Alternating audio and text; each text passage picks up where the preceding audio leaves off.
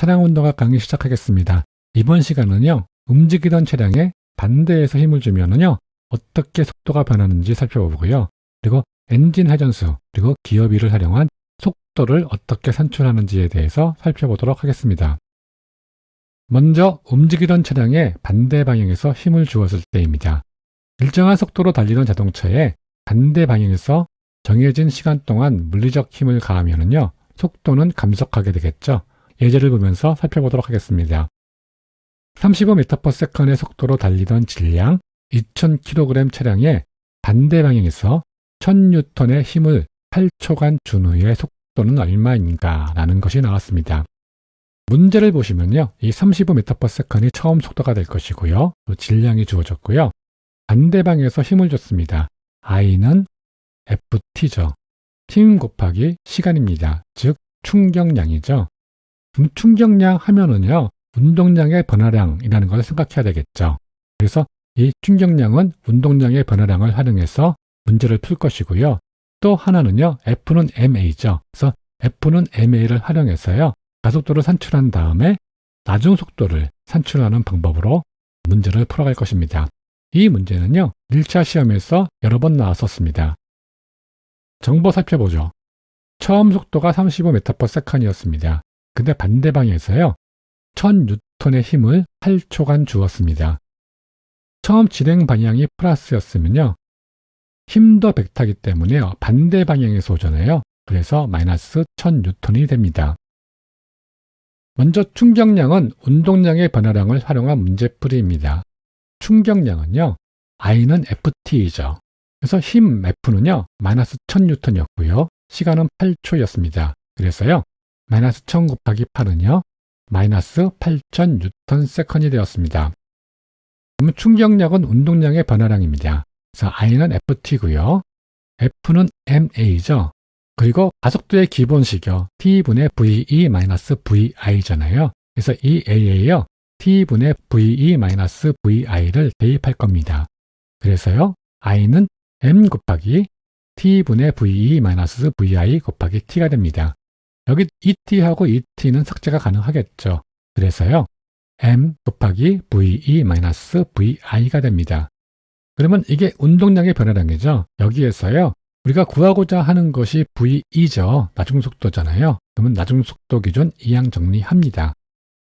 M이 곱하기 관계였으니까요, 이항되면서 분모가 되겠죠. 그리고 VI는 마이너스니까 플러스가 될 것입니다. 그래서 VE는 VI 플러스 M분의 I가 됩니다. VI가 35였고요. M은 2000이었고요. I는요, 마이너스 8000이었습니다. 적용시키면은요, 35 더하기 2000분의 마이너스 8000이 됩니다. 계산하시면은요, 31m/s이 나왔습니다. 그러면 결론 내리면 되겠죠. 35m/s으로 달리던 차량에 진행 반대 방향으로 1000N의 힘을 8초간 가한 후 속도는 31m/s이라고 결론 지으면 됩니다. 두 번째 방법입니다. F는 ma를 활용한 문제풀이 한다고 했죠. 이 힘의 식을 활용해 가지고요, 가속도를 산출할 것입니다. F는 ma에서요, A 기준 이항 정리하면은요, A는 M분의 F가 됩니다. 질량 M이 2000이었고요. 그 F 힘은요, 마이너스 1000이었죠. 적용시키면은요, 2000분의 마이너스 1000이 됩니다. 계산하시면은요, 마이너스 0.5m/s의 자승이 됩니다. 그러면 나중 속도를 산출하면 되겠죠. 정보 보면은요, 가속도 있고요, 그리고 처음 속도 있고요, 시간 정보 있습니다. 없는 게 거리 정보죠. 거리 정보 없을 때 활용할 수 있는 공식 1공식이죠. VE는 VI 플러스 AT입니다. VI가 35고요. A가 마이너스 0.5, T는 8입니다. 적용시키면은요, 35 더하기 마이너스 0.5 곱하기 8이 되겠죠. 계산하시면은요, 31m/s이 나왔습니다. 결론 똑같이 지워주면 됩니다. 이번에는 엔진 회전수 그리고 기어비를 활용한 속도입니다. 자동차 사고가 났을 때요, 간혹 가다가 이제 엔진 회전수, 즉 RPM 정보가 남아 있고요, 그리고 물려있는 기어 정보가 남아 있을 수 있습니다. 그럴 때 활용하는 공식입니다. RPM은요, 분당 엔진 회전수입니다. 그리고요, R은요, 바퀴의 반지름입니다. 바퀴의 반지름을 알면은요, 바퀴의 둘레를 알 수 있겠죠. 그러면은요, 한 바퀴 굴러갈 때 이동한 거리를 알 수 있습니다. 그래서 바퀴의 둘레는요, 2πr입니다. 즉, 2 곱하기 파이 곱하기 반지름이죠. 이 파이는 일반적으로 3.14라고 알고 계시죠? 그리고 한 바퀴 회전 시에요, 2πr 길이만큼 이동하게 되겠죠. 그리고 TGR은요, 변속 기어비입니다. 기어를 1단, 2단, 3단, 4단, 5단 이렇게 이야기하죠. 그러면 각 차량마다요, 이 기어에 따른 변속 기어비가 다 있습니다. 그러면 그 기어비를 적용시키면 됩니다. 다음은 DGR은 종감속 기어비입니다. 그러면 이 정보를 활용해서 속도를 산출하는 공식을 살펴보도록 하겠습니다. 엔진의 초당 회전수요. 시간의 기본 단위가 초죠. 그래서 엔진의 초당 회전수를 구해야 됩니다. RPM이 분당 회전수니까요, 나누기 60 해주면 초당 회전수가 되겠죠. 그리고 회전 속도는요, 바퀴 둘레 곱하기 초당 회전수가 됩니다. 그리고 이 기어비에 의한 총 감속도는요, 변속 기어비 곱하기 종감속 기어비가 됩니다. 이럴 때 자동차의 속도는요, 총 감속도분의 회전 속도가 됩니다. 그래서요, TGR 곱하기 DGR, 변속 기어비 곱하기 종감속 기어비죠. 그 분의 2πr 곱하기 RPM 나누기 60 해주면 되는 상황입니다. 그래서 속도는요, 이 60을 한번 나눠줬으니까요, 밑으로 내려와서 곱하기 해주면 되겠죠. 그래서 60 곱하기 TGR 곱하기 DGR 분의 2πr 곱하기 RPM이 됩니다. 당연히 단위는 ms/s이 됩니다. 예제를 살펴보죠. 대형 트럭 기어가 구단에 물린 채 충돌하는 사고가 발생했습니다. 일단 구단이 있고요. 그리고 변속 기어비가 1.5였고요. 그리고 종감속 기어비가 2.8이었습니다. 타이어 반경이 0.6이었고요. 엔진의 RPM이 1500에 있을 때 이 대형 트럭의 충돌 시 속도를 물어보는 문제입니다. 먼저 정보 정리해야겠죠. 정보 보시죠. RPM이 1500이었고요. 타이어 반경이 0.6이었습니다. 그리고 변속 기업이 TGR은 1.5였고요. 종감속 기업이 DGR은 2.8이 주어졌습니다. 그러면 사고 시 속도 산출할 수 있겠죠. V는 TGR 곱하기 DGR 곱하기 60분의 RPM 곱하기 2πr이죠. TGR이 1.5, DGR이 2.8, 그리고 RPM이 1500, 그리고 반경이 0.6이었습니다.